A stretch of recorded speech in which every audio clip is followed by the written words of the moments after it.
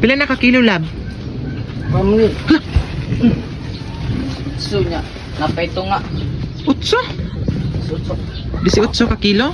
Nya, napaito nga. Muna among ihatag na ibidik guys. Katong among gitulungan. Muna among ibigay guys. Katong among gitulungan nga nagpataod og Gripo ba? oh, tubig. Ito na siya. Bigay namin to sa kanya ngayon. 18 kilos. May sobra kasi guys sa pera guys. Kaya binili namin ng Bigas, 8 kilos tapos bugas para sa kanya 18 kilos. 18 and 1 half. 1 half? So karon guys, ibibigay namin sa kanya amo siyang amo ning ihatag ngadto karon niya kay naman may nasobrang kwarta at nung pagpataod naming tubig.